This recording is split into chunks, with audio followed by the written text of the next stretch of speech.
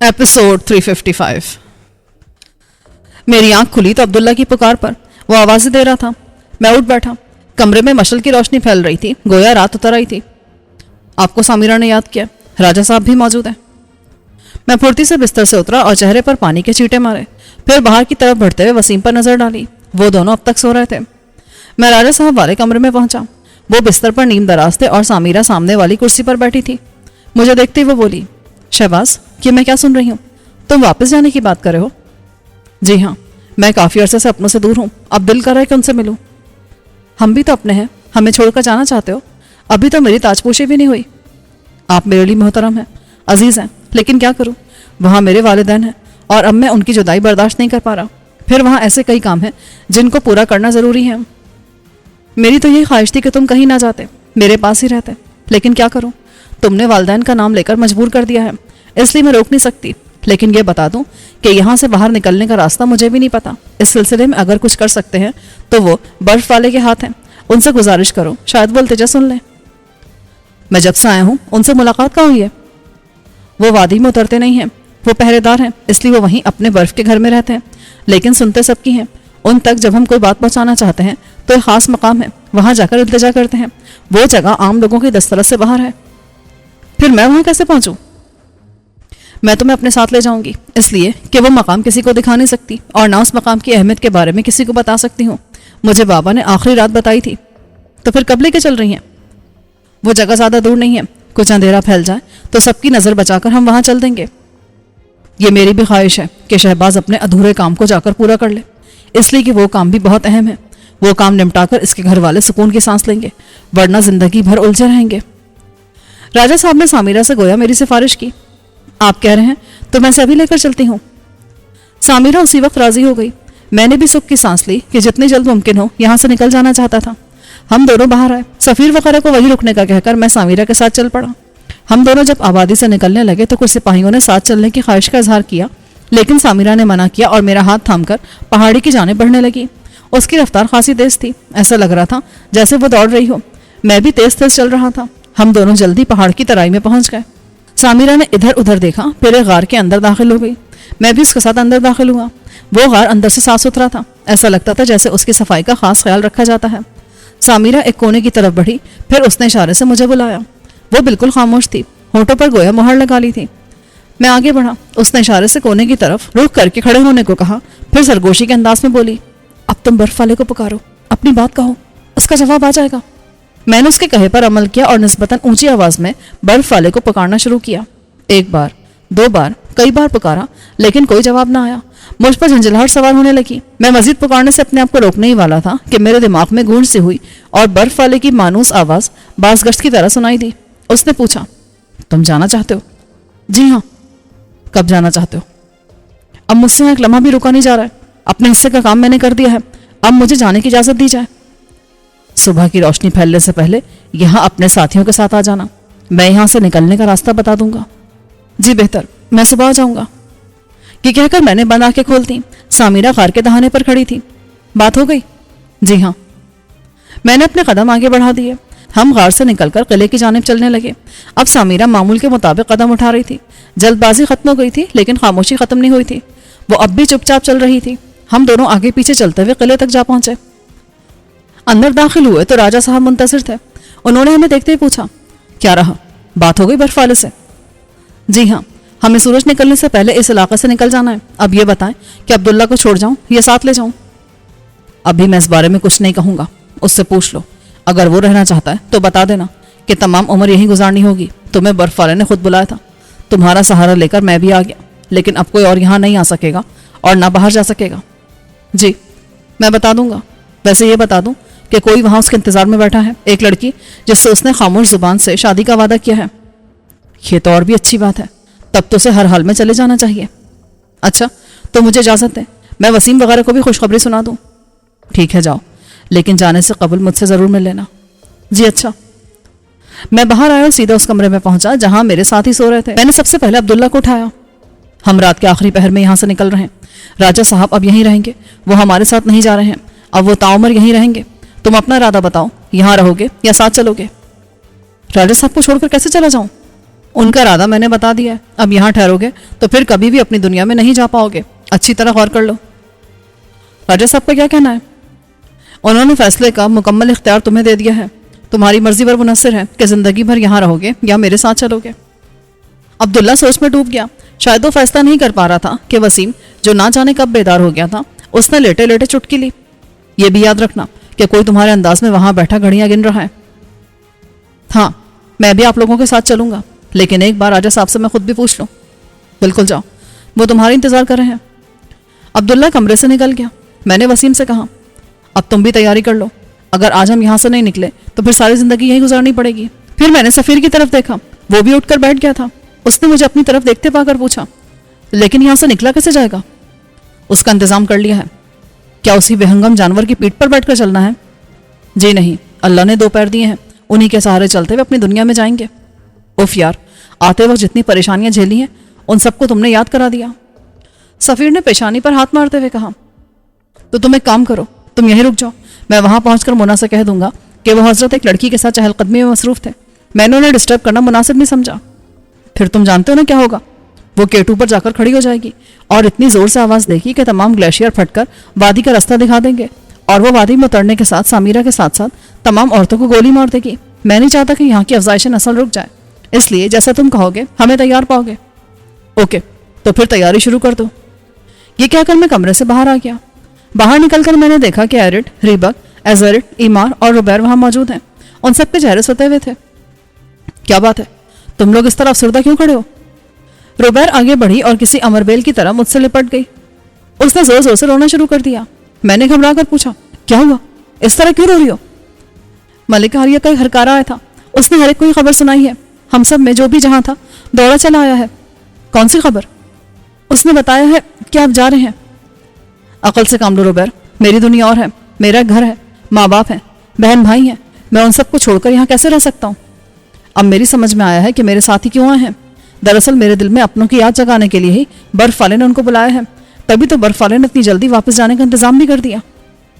میں نے دانستہ برف والے کا نام لیا تھا کیونکہ مجھے یقین تھا کہ اس کا نام آنے کے بعد کوئی بھی کچھ نہیں بولے گا، اس لیے کہ وہ سب جانتے ہیں کہ اگر برف والے کے کسی کام میں مداخلت کی گئی تو وہ گناہ عظیم ہوگا، انہیں غیب سے سزا ملے گی، اسی لیے وہ کچھ نہ بولے، لیکن ان کی اداسی کم نہ ہوئی۔ میں نے ان سب پر ایک نظر ڈالی اور پھر روبرٹ سے کہا میری ایک بات مانو گی؟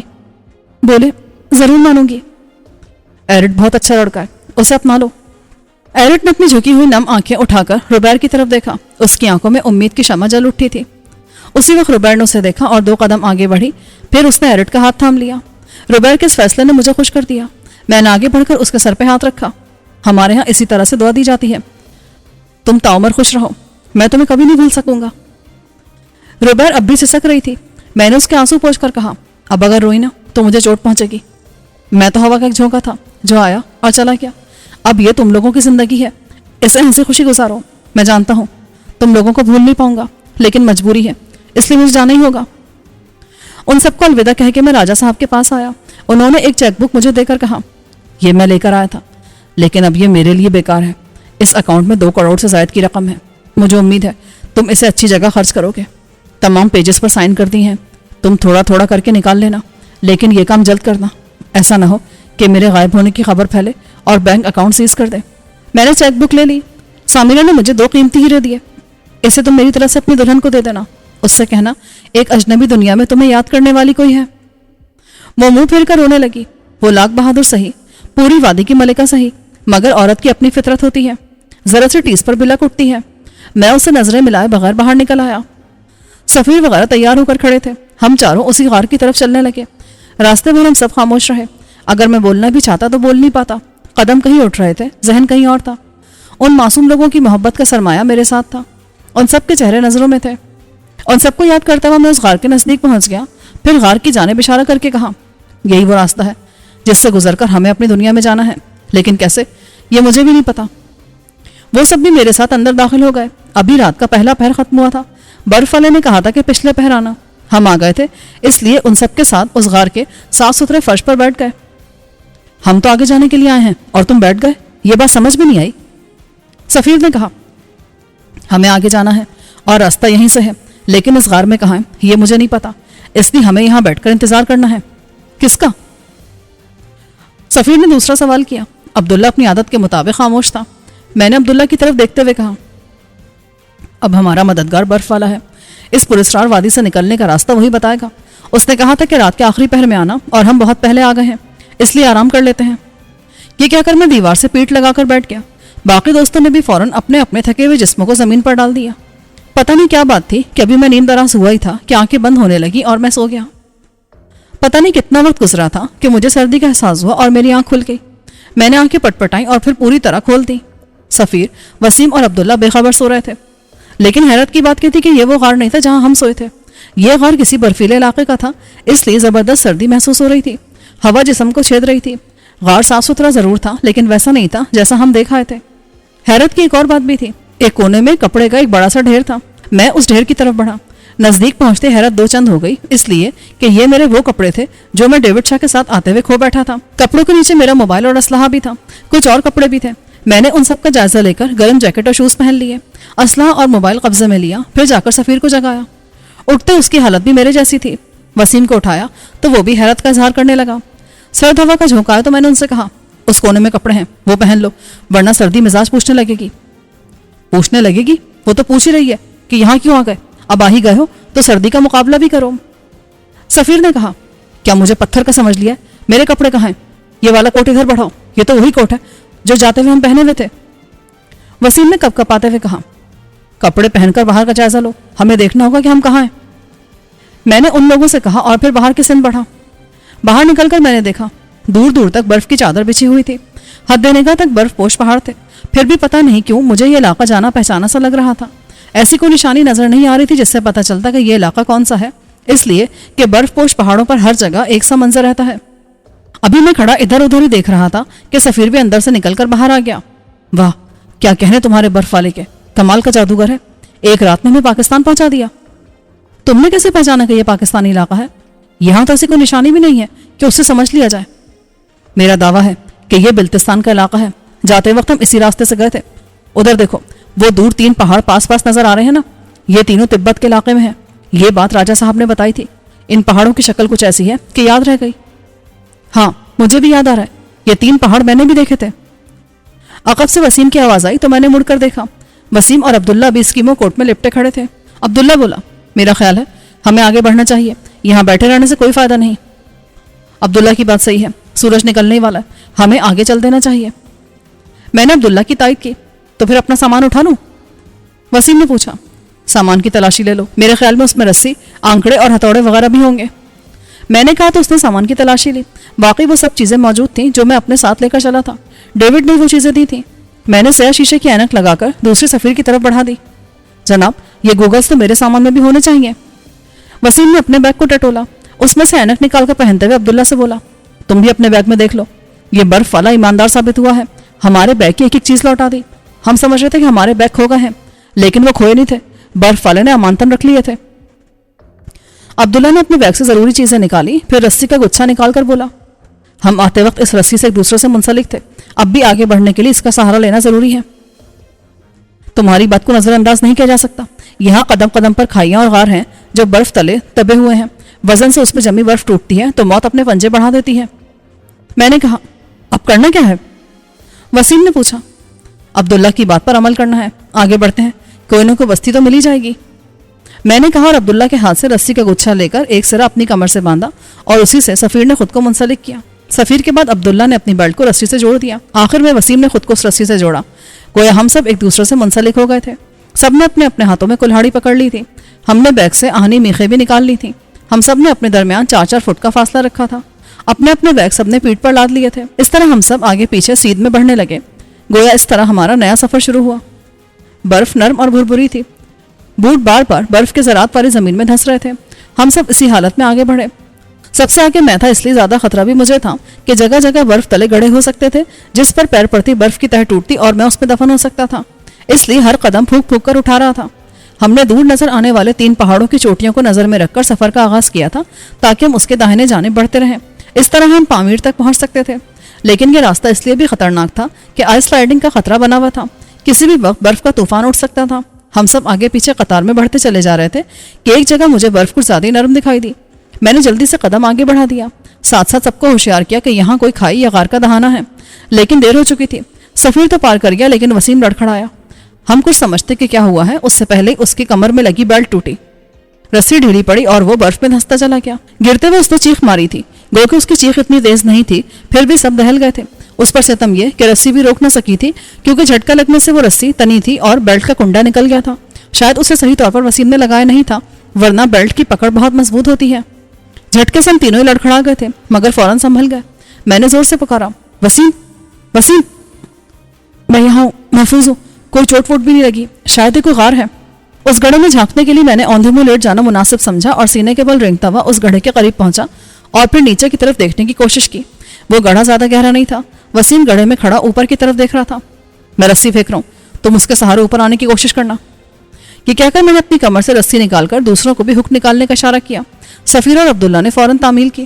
میں نے رسی اندر لٹکائی تھی کہ وسیم بولا، ایک منٹ مجھے دیکھنے دے، یہ غار سیدھا آگے بڑھ رہا ہے، میں ذرا آگے تک کا جائزہ لے لوں۔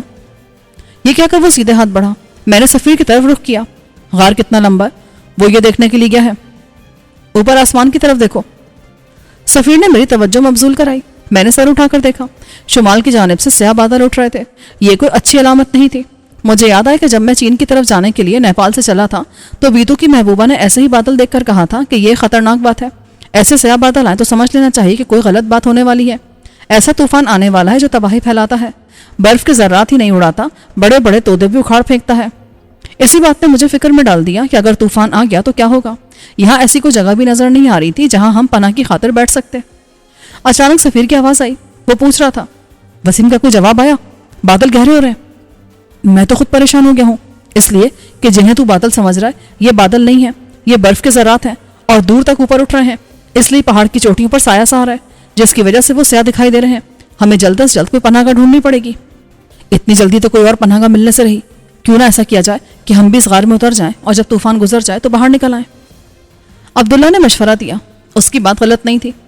وسیم کے بقول یہ غار سرنگ نما ہے اور دور تک جا رہا ہے، غار کے دہانے سے زمین تک زیادہ فاصلہ بھی نہ تھا، تھوڑی سی کوشش سے ہم باہر نکل سکتے تھے۔ میں نے مڑ کر پیچھے دیکھا، طوفان جس رفتار سے بڑھ رہا تھا یہ اب تب میں ہم تک پہنچ جاتا، اس لیے کہ اب سیاہی معدوم ہو چکی تھی اور ہوا میں اڑتے ذرات صاف نظر آ رہے تھے۔ دیر کرنا مناسب نہیں تھا، اس لیے میں نے غار میں چھلانگ لگا دی۔ اندر گرتے میں نے منہ پر کر کے کہا، اب تم دونوں میں سے کوئی ایک کودے۔ پہلے عبداللہ کودا اور پھر سفیر۔ ہم تینوں نے اس جانب بڑھنا شروع کر دیا جس طرف ایک سرنگ نظر آ رہی تھی۔ میں رہ کر وسیم کو آوازیں بھی دیتا جا رہا تھا لیکن ابھی تک جواب سنائی نہیں دیا تھا۔ 3-4 بار کے بعد اس کی ہلکی سی آواز آئی جیسے وہ کافی دور ہو۔ کہاں؟ میں نے پوچھا۔ سیدھے سیدھے بڑھتے چلے آئے، راستے ٹیڑھے میڑھے ہیں۔ ہم تینوں اسی جانب بڑھتے چلے گئے۔ کافی دور آنے کے بعد احساس ہوا کہ دوسری طرف سے بھی راستہ کھلا ہوا ہے جہاں سے صاف ہوا آ رہی ہے، ورنہ گھٹن کا احساس ہوتا۔ میں نے وسیم کو آواز دی کہ وہ آپ کہاں ہیں۔ ادھر سے جواب آیا کہ میں نے آپ لوگوں کو دیکھ لیا، بس اب آپ آگے بڑھتے چلے آئیں۔ ہم تینوں آواز کی طرف بڑھتے چلے گئے۔ چلتے چلتے عبداللہ نے پوچھا، یہ اتنی لمبی سرنگ بنائی کس نے ہوگی؟ شاید تم بھول رہے ہو کہ یہ پورا علاقہ لائم سٹون یعنی چونے کے پتھر سے بنا ہوا ہے۔ وقت کے ساتھ ساتھ جب یہ سخت ہوا اور کمپریس کے عمل سے گزرا تو ایسے غار وجود میں آ گئے۔ غور سے دیکھو، اس میں ذیلی سرنگیں بھی ہیں اور ہوا بھی پاس ہو رہی ہے، اس کا مطلب ہے اس سرنگ کے کئی چھوٹے بڑے دہانے ہیں۔ اوہ! عبداللہ کے لہجے میں تعجب کا عنصر زیادہ تھا۔ ہم باتیں کرتے ہوئے اس مقام پر پہنچ گئے جہاں وسیم کھڑا غار کی چھت کا جائزہ لے رہا تھا۔ میں نے بھی نظریں اٹھا کر اوپر دیکھا، یہاں سے وہاں تک چھت پر رنگین پتھروں کے بڑے بڑے ڈھیلے چپکے تھے۔ مجھے دیکھ کر اس نے کہا، یہ تو قیمتی پتھر ہے، لاکھوں روپے مالیت کے پتھر صرف اس غار میں ہیں، یقیناً آس پاس کے غاروں میں بھی ایسے ہی پتھر ہوں گے۔ جی ہاں، یہ پورا علاقہ قیمتی پتھروں سے بھرا ہوا ہے۔ چین اور انڈیا تو اپنے اپنے علاقوں سے پتھر اور دیگر معدنیات نکال کر کام میں لا رہے ہیں، ایک ہم ہی ہیں جو اپنی دولت کو نظر انداز کر کے دوسروں سے امداد مانگ رہے ہیں۔ پورا شمالی علاقہ جات، بلوچستان اور پختونخوا قدرتی امداد سے بھرا پڑا، لیکن ہمیں فرصت نہیں کہ ہم کھدائی کریں، بھلے سے چوری سے کوئی لے جا رہا ہو تو کوئی بات نہیں۔ میری بات پر سفیر کھلکھلا اٹھا، خوب، چور کو روکنے کی اجازت نہیں۔ واہ بھائی میاں، ان پتھروں کی فکر چھوڑو اور یہ دیکھو کہ باہر نکلنے کا راستہ کون سا ہے۔ وسیم نے ہنس کر کہا، چلیے آگے۔ وسیم نے کہا، پھر وہ آگے بڑھنے لگا۔ اب ہم سب ساتھ ساتھ چل رہے تھے۔ دائیں بائیں بھی سرنگ مڑ رہی تھی، لیکن ادھر اس لیے نہیں جا رہے تھے کہ ادھر سے تازہ ہوا نہیں آ رہی تھی۔ پھر جب کچھ آگے بڑھے تو سرنگ کا دہانہ نظر آیا۔ ہم تیزی سے دہانے پر پہنچے، باہر جھانکا تو ادھر بھی وہی منظر تھا، دور تک برف زار، کہیں کوئی آبادی نہیں تھی، لیکن ایک فرق نظر آیا، کافی فاصلے پر پیڑوں کے کچھ جھنڈ تھے۔ درختوں کو دیکھ کر میں نے کہا، ہو سکتا ادھر آبادی ہو۔ لیکن ابھی تک یہ اندازہ نہیں ہوا ہے کہ ہم پاکستانی حدود میں ہیں، تبت یا انڈیا میں ہیں. کہیں ایسا نہ ہو آبادی میں پہنچتے ہی کوئی نیا فساد کھڑا ہو جائے. عبداللہ نے خدشہ ظاہر کیا. اب جو ہوگا دیکھا جائے گا، ہمیں آگے تو بڑھنا ہی ہے. ابھی ہم باتیں کر ہی رہے تھے کہ جس پہاڑ کے سرنگ نما غار میں ہم کھڑے تھے اس کے پیچھے سے برف کے ذرات سیلاب کی صورت میں امنڈ امنڈ کر گرنے لگے. وہ طوفان جس کے آثار ہم نے دیکھے تھے وہ آ چکا تھا. ہم اللہ کا شکر ادا کر رہے تھے کہ اس نے ہمیں بروقت محفوظ رکھا. اگر ہم اس غار میں نہ آتے تو اس طوفان کا شکار ہو چکے ہوتے، یعنی زندہ برف میں دفن ہو چکے ہوتے. کافی دیر تک آئس سلائڈنگ ہوتی رہی اور ہم سب اس غار میں بیٹھے قدرت کی کارسازی دیکھتے رہے. ہوا کے تھپیڑے چہروں سے ٹکرا رہے تھے. کبھی کبھی تو ہوا کے ساتھ برف کا کوئی چھوٹا ٹکڑا بھی اڑ کر اندر آ جاتا جو چہرے سے ایسے ٹکراتا جیسے کوئی بڑی سی کنکری ٹکرائی ہو. طوفان تو آدھے گھنٹے میں گزر گیا، لیکن ہم اس ڈر سے باہر نہیں نکلے کہ کہیں آئس سلائڈنگ شروع نہ ہو جائے. جب کافی دیر انتظار کر لیا اور کسی چٹان کے پھسلنے کی آواز نہ آئی اور نہ ہی دکھائی دی تو ہم ڈرتے ڈرتے باہر نکلے. ہر طرف ایک گمبھیر خاموشی طاری تھی. تحت نظر برف کی سفید چادر بچھی تھی. ہم ایک دوسرے کا ہاتھ پکڑے آگے بڑھے. بڑھنے سے پہلے ہم دوبارہ ایک رسی سے منسلک ہو گئے تھے، مگر اس بار سب نے اپنی اپنی بیلٹ کو کھینچ کر چیک کر لیا تھا تاکہ اگر کوئی حادثہ پیش آئے تو دوسرا اس کا سہارا بن جائے. پورا میدان بھربھری ریت جیسا ہو رہا تھا. برف کے ذرات میں پاؤں دھس رہے تھے. ہم سب بغیر کسی نشانے منزل کے آگے بڑھتے رہے. وہ 3 چوٹیاں جنہیں دیکھ کر کہا گیا تھا کہ وہ تبت میں واقع ہیں اس سے بائیں طرف بڑھ رہے تھے. اس طرح ہم پاکستانی علاقے کے قریب ہو جاتے. کچھ آگے بڑھے تو ہمیں وہی پیڑوں کے جھنڈ نظر آئے جس طرف ہم نے جانے کا سوچا تھا. ہم وہی بڑھنے لگے. پہلے ہم نے اندازہ لگایا تھا کہ وہ جھنڈ 2-2.5 کلومیٹر کے فاصلے پر ہوں گے، مگر جلدی احساس ہو گیا کہ ہمارا اندازہ بالکل غلط ہے. اس جھنڈ تک پہنچتے پہنچتے آدھا پہر گزر گیا تھا. بالآخر کسی نہ کسی طرح ہم وہاں تک پہنچ ہی گئے. جھنڈ میں داخل ہوتے خوشگوار احساس ہوا، اس لیے کہ جھنڈ کے درمیان ایک عارضی جھونپڑی نظر آئی جو شاید شکاریوں کے تیار کرتا تھی. ہم سب اس جھونپڑی میں داخل ہو گئے. حیرت انگیز بات یہ تھی کہ اس جھونپڑی میں کچھ خوراک بھی موجود تھی. ہم نے رات کے بعد سے کچھ نہیں کھایا تھا. عبداللہ نے ادھر ادھر تلاش کے بعد چکماق پتھر بھی ڈھونڈ لیے تھے. اس نے ان کو رگڑ کر آگ جلا لی. باہر کے سرد ترین موسم کے بعد آگ کی حدت نے بہت مزہ دیا. ایک طرف کچھ سوکھے ہوئے پھل تھے اور اناج کی کچھ مقدار. گوشت کے دھوپ میں سکھائے ہوئے کچھ پارچے بھی تھے، مگر ہم نے گوشت کو ہاتھ نہ لگایا کہ پتہ نہیں کس جانور کا گوشت ہو. چنے کو آگ پر بھون کر ہم سب نے تھوڑا تھوڑا کھایا اور پھر آگے بڑھنے کے لیے تیار ہو گئے. اس جھونپڑی نے خاموش زبان سے بتا دیا تھا کہ انسانی آبادی یہاں سے زیادہ دور نہیں ہے. ہم نے کچھ دیر آرام کے بعد پھر سفر شروع کیا. اب ہم ڈھلان پر چل رہے تھے. وقت تیزی سے گزر رہا تھا. سورج اپنا سفر کرتے ہوئے مغرب کی طرف جھکنے لگا تھا کہ ہمیں دور، بہت دور سے دھواں اٹھتا نظر آیا. یقیناً کوئی آبادی تھی. ہم نے اپنی رفتار بڑھا دی. ہم چلتے چلتے اس جگہ پہنچ گئے جہاں سے آبادی صاف نظر آ رہی تھی، مگر وہ کافی دور تھی. درمیان میں شاید کھائی یا کوئی بڑی وادی تھی، اس لیے کہ برفیلے میدان کے بعد کچھ نظر نہیں آ رہا تھا. پھر وہ آبادی تھی. میں نے سب کو مخاطب کیا. آبادی میں پہنچ کر ہمیں انتہائی چالاکی سے کام لینا ہوگا. باتیں کم سے کم کرنا ہوں گی، اس لیے کہ ابھی یہ نہیں پتا کہ یہ علاقہ ہمارا ہے یا دشمن ملک کا. یہاں 3 ملکوں کی سرحدیں ملتی ہیں، پاکستان، چین اور انڈیا. ہو سکتا ہے ہم انڈیا کی حدود میں ہوں اور یہ تمہارے بھی علم ہے کہ انڈین را میرے پیچھے ہیں. ان کو میں نے کئی بار شکست دی ہے، اس لیے وہ مجھے کتوں کی طرح ڈھونڈ رہے ہیں. ایسے میں اگر میں ان کی حدود میں پائے گیا نا تو وہ تو خوشی سے نہال ہو جائیں گے. لیکن جب تک ہم آبادی میں پہنچیں گے نہیں تو پتہ کیسے چلے گا کہ ہم کس ملک میں کھڑے ہیں. سیدھے آبادی میں گھسنے سے اچھا ہے کہ ہم پہلے کہیں کو پناہ گاہ تلاش کر لیں، پھر کوئی ایک جا کر پتہ کرے. ایک ساتھ جانے کا مطلب ہے کہ سب ساتھ جا کر پھنس جائیں. شہباز کی بات میں دم ہے، سفیر نے کہا. اس طرف اونچے ٹیلے، ہو سکتا ان میں غار بھی ہو. ہم پہلے ان ٹیلوں کی طرف چلتے ہیں. سفیر کا مشورہ میں نے مان لیا اور اس طرف بڑھنے لگا. پہاڑیوں کے نزدیک پہنچ کر میں نے اطراف کا جائزہ لیا. دور و نزدیک ایسی کوئی جگہ نظر نہیں آئی جسے ہم پناہ گاہ کے طور پر استعمال کر سکتے. ہم چاروں نے پھیل کر پہاڑی کا جائزہ لینا شروع کیا. وسیم آہستہ آہستہ اس پہاڑی کے اوپر چڑھتا جا رہا تھا. پھر اس نے آواز دی، شہباز صاحب اوپر آ جائیے. میں تیزی سے اوپر چڑھا. اب تک ہم میدان میں آگے بڑھ رہے تھے، لیکن اس پہاڑی پر چڑھتے ہی میرے ہونٹوں پر مسکراہٹ پھیل گئی، اس لیے کہ اب تک ہم غلط سمت میں بڑھ رہے تھے. پہاڑی کی دوسری طرف بھی میدان تھا، برف سے بھرا میدان، اور اس میدان کے پار ایک ندی بہہ رہی تھی. اس ندی کے کنارے بہت سارے مکان نظر آ رہے تھے. جس آبادی کی طرف ہم بڑھ رہے تھے یہ آبادی اس سے چھوٹی تھی. مکانات کچے تھے. ان مکانوں کی بناوٹ بالکل ایسی تھی جیسی بلتستان کے علاقوں میں دیکھ چکا تھا. میرے اندر خوشی کی ایک تیز لہر اٹھی کہ ہم اپنے علاقے میں ہیں، لیکن فوراً ہی خیال آیا کہ بلتستان ہو یا چین، ان تمام علاقوں کے مکانات کی تعمیر میں یکسانیت پائی جاتی ہے. یہ آبادی نزدیک تو ہے، لیکن ہم ادھر فوراً نہیں جائیں گے، پہلے یہاں کو پناہ گاہ ڈھونڈ لیں گے. میں نے کہا کہ ہوا کے دوش پر سوار سفیر کی آواز آئی، لو بھائی میں نے ایک ایئر کنڈیشن غار ڈھونڈ لیا ہے. سفیر کی آواز پر ہم دوبارہ نیچے آ گئے. سفیر نے واقعی غار ڈھونڈ لیا تھا، لیکن صاف پتہ چل رہا تھا کہ یہ غار قدرتی ضرور ہے، مگر اس میں انسانی کاریگری بھی شامل ہے. پہاڑی کو کھود کر غار کو آگے تک بڑھایا گیا تھا. اس کا ایک دہانہ ادھر سے تھا اور دوسرا دہانہ دوسری طرف سے. ادھر سے آنے والی ہوا ادھر سے نکل رہی ہوگی، اس لیے سفیر نے اسے ایئر کنڈیشن کہا تھا۔ میں نے کہا ایسا کرو، تم تینوں یہاں بیٹھو، میں آبادی کا چکر لگا کر آتا ہوں۔ اگر میں گھنٹے میں نہ لوٹوں تب تم میں سے کوئی ایک جا کر وہاں کے حالات کا جائزہ لے گا۔ اندھی چال کوئی نہ چلے، خوب سوچ سمجھ کر قدم اٹھانا۔ ان کو ہدایت دے کر میں نکل کھڑا ہوا۔ میں اس آبادی کی طرف بڑھتے ہوئے سوچ رہا تھا کہ اگر یہ انڈیا کا حصہ ہوا تو میں چین کی طرف رخ کر لوں گا، پھر وہاں سے پاکستان پہنچنا کم خطرے کی بات ہے۔